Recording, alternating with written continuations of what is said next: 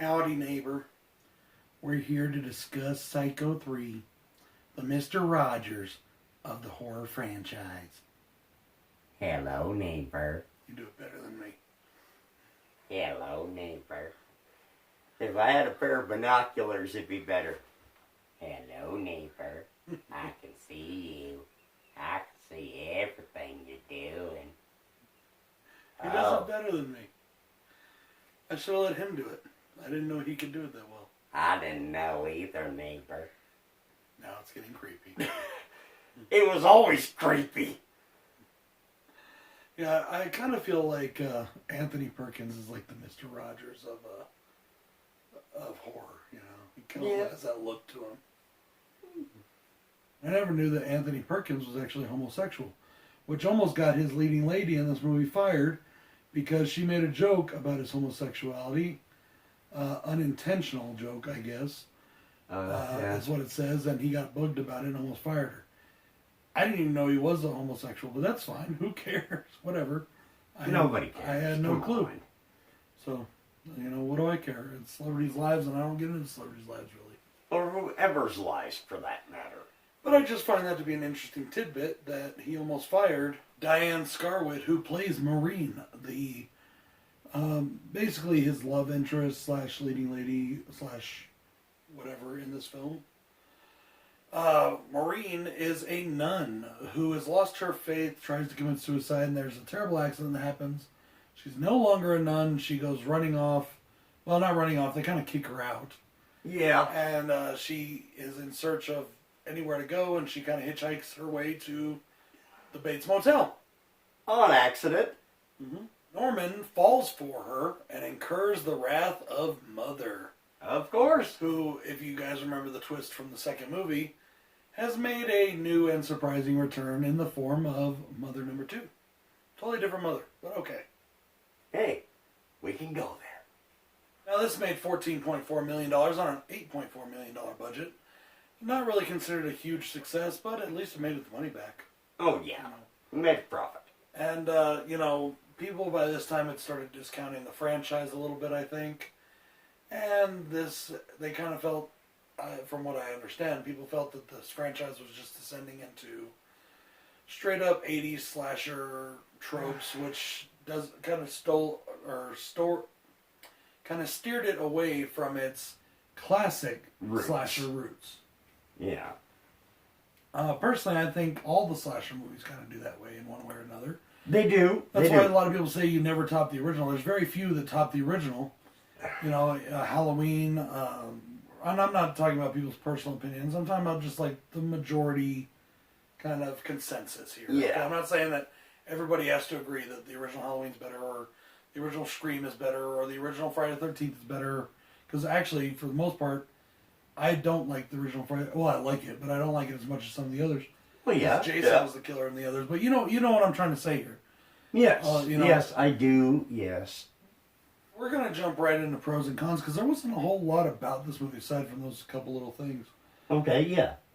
One of the things, I'm going to start with cons because... Yes, let's start there. We have... I know you and I both actually enjoyed this movie quite a bit, and this was a first-time watch for you, wasn't it? Yes, it was. It was. I've only seen the first 2 Psychos, and this is the first time for number 3. Mm-hmm. And, yeah, let's jump into cons. The first con I have for this film is the opening. The opening of this film does not feel like a Psycho film. And in fact, and people are going to say that I'm fucked up for saying this, but the first thing I thought of at the opening was, do a flip! When she's trying to jump off the roof, do a flip! I laughed. I thought it was kind of funny. I only have one con, and it is that it does kind of take away something from the classic Psycho. But that being, I still love this movie.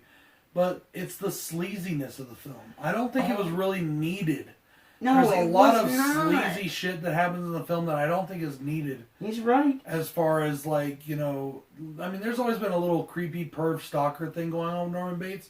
You know, looking at the girls through the shower or through the Yeah. holes in the wall, stuff like that. Repressiveness. But Yeah. this one gets really into some creepy perv shit, and I just didn't think it was really needed. That's just my opinion. It's the only con I have for the movie. It's a little sleazy, and I don't know if that really needs to be in this film or in this franchise. But just like I said, my opinion. It's his opinion, yes. But I also agree with him. I'm going to kind of go from that because it kind of fits my con here. What were they? High school students or college kids? College, I think. I don't know.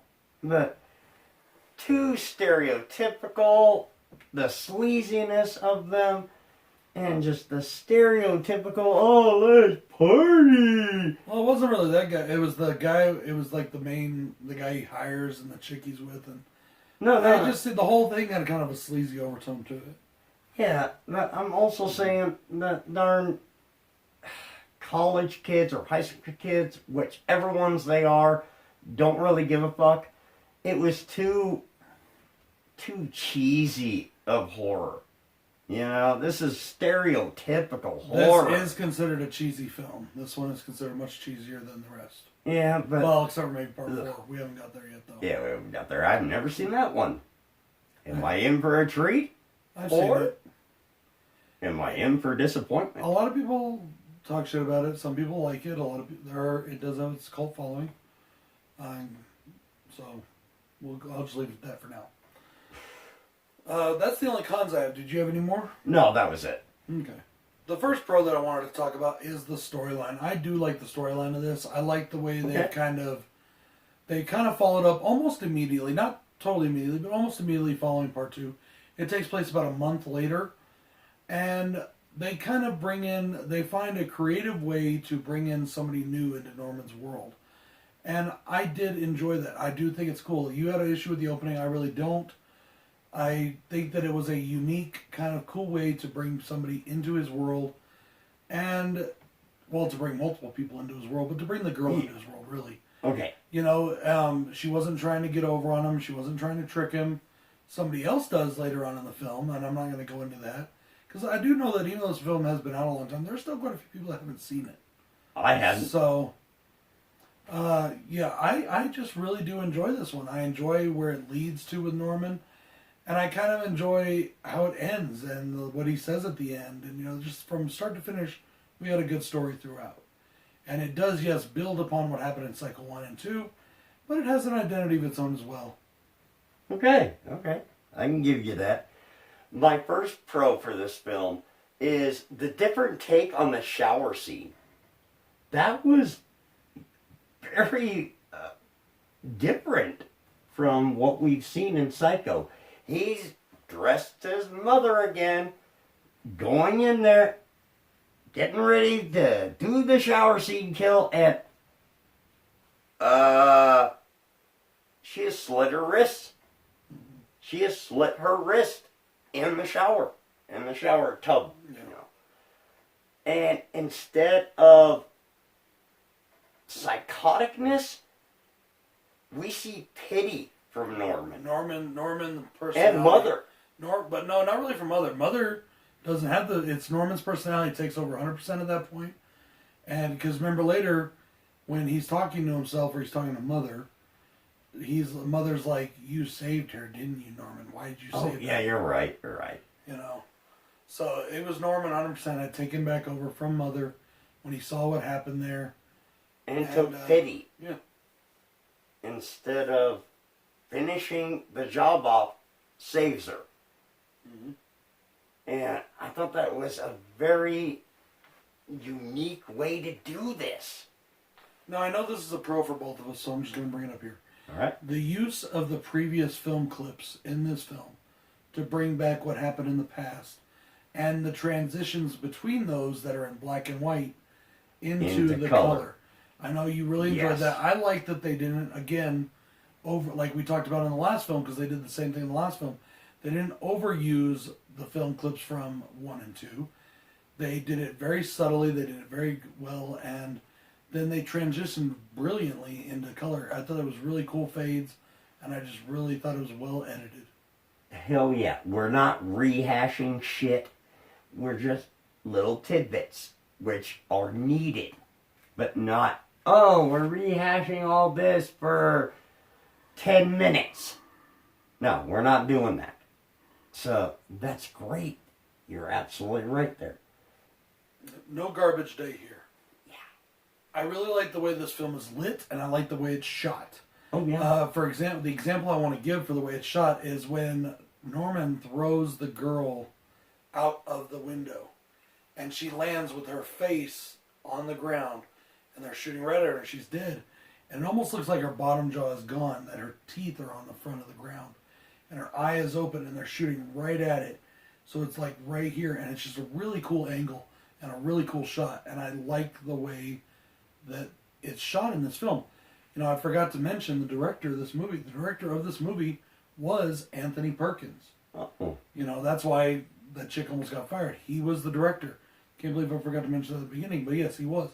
And he had an eye for where to put the camera, and I really do enjoy that. In fact, it's an eye that we don't see that often, if you ask me. There's a lot of great directors out there. Yeah. But some people have an eye for a way to shoot a movie. John Carpenter, and by extension, John Carpenter, Dean Cundey. He knows how to shoot a film. Rob Zombie, whether you like some of his films or not like them, the man knows how to visually shoot a film. He does. Whether you like his films or not, story. he knows how to shoot a film. He does know, but Personally, I like all of his films except for 3, so I'm good with that. And I think Anthony Perkins also has that talent of knowing where to line up a shot. And I just really love it. okay. My next pro is going to kind of go off this. It's how they portray Mother in. It's kind of like the original, where she's always in shadow. It's Norman, but even when it's the corpse, it's always in shadow. You don't see the face. Well, we did a little bit. Until they want you to see it. Other than that, no. It's all shadow. I really like the music of this movie. I feel that the music in this film gives it a much different tone and that identity I spoke about. It gives it an identity of its own, and it lends to the tone of the film, but it gives it a much different tone than the rest of the films in this franchise, especially the first 2.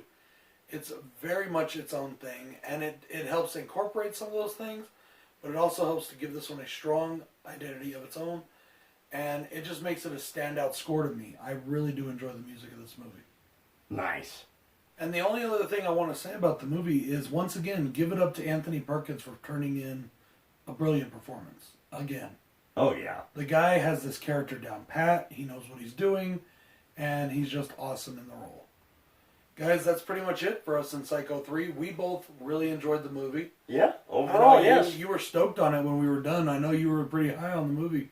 Yeah. And, yeah, kind of like the way I felt after WrestleMania this year. God, that was fucking awesome.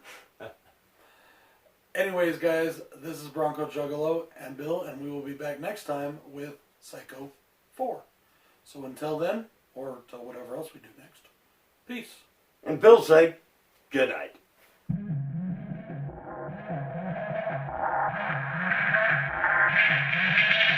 Sometimes you just gotta ignore your enemies. Sometimes you just gotta make them bleed. I've headed up to here with all the fake shit. Fake friends huddled up, that's a snake pit. King Kong, about to rumble on some ape shit. Stab you with some scissors.